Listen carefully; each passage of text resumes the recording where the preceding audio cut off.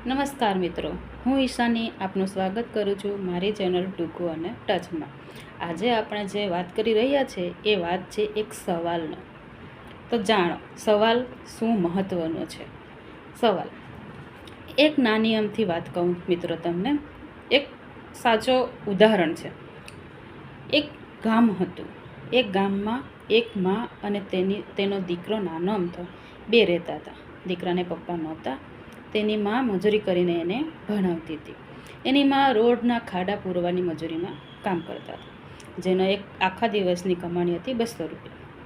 200 રૂપિયા એ મા કમાઈને આવે તો કોન્ટ્રાક્ટર એને 200ની જગ્યા 80 રૂપિયા આપતો.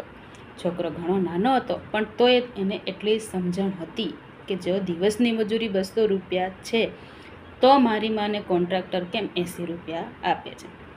થોડાક સમય સુધી જોયા પછી એ કોન્ટ્રાક્ટર પાસે ગયો. એણે સવાલ કર્યો. એણે પૂછ્યું કે તમે કેમ મારી માને 80 રૂપિયા આપો છો જ્યારે દિવસની મજૂરી 200 રૂપિયા છે. કોન્ટ્રાક્ટર થોડાક જોશમાં ગુસ્સામાં બોલ્યો, તું કોઈ કલેક્ટર છે જે મને સવાલ કરે છે? કોણ છે તું? છોકરાના કાનમાં વાત ગઈ. કલેક્ટર. છોકરાને નહોતી ખબર કે કલેક્ટર છે શું, કે એ કયું વ્યક્તિ છે, કે એ કયો હોદ્દો છે. પણ છોકરાના મનમાં એવું વિચાર આવ્યો કે કલેક્ટર એક કોઈક એવું વ્યક્તિ હશે, કાં તો કંઈક એવી વસ્તુ હશે કે જે આપણી પાસે હોય તો આપણે બીજાને સવાલ કરી શકીએ. આપણને સવાલ કરવાનો હક જો આપણે કલેક્ટર હોય તો આપણને હક હોય. ઘરે જઈને માને વાત કરી. છોકરાને ભણવામાં વધારે ધ્યાન આપ્યું. એની માં બિચારી મજૂરી કરીને એને ભણાવી. છોકરાએ પણ ખૂબ મહેનત કરી, વગર ટ્યુશને, વગર વધારે પૈસા એ ખર્ચા વગર એણે પરીક્ષાઓ આપી. એક દિવસ તે કલેક્ટર બની ગયો.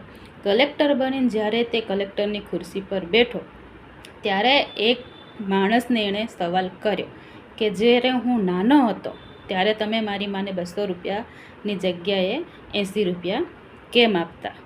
તે વ્યક્તિને ઘણો અફસોસ થયો. મિત્રો, બસ આ નાની અમથી વાતથી તમને આ એક વસ્તુ જણાવવા માગું છું કે સવાલ જ્યારે તમે સાંભળ્યો હોય, કોઈકે તમને કંઈ સવાલ પૂછ્યું હોય, કોઈકે તમને કંઈક કીધું હોય, તો તમે તેને તમારી જિંદગીમાં કઈ રીતના અનુકરણો છો, કઈ રીતના તેનો પ્રભાવ તમારી ઉપર પડે છે. કોઈક સવાલ કોઈકે પૂછ્યો હોય અને તમે એને ગુસ્સામાં કંઈ સામો સવાલ આપ્યો હોય તો એમાં આપણો ફાયદોય નથી અને સામેવાળાનો ફાયદો નથી. પણ કોઈક સવાલ સામેવાળાએ તમને પૂછ્યો અને તેમાં તમને તમારે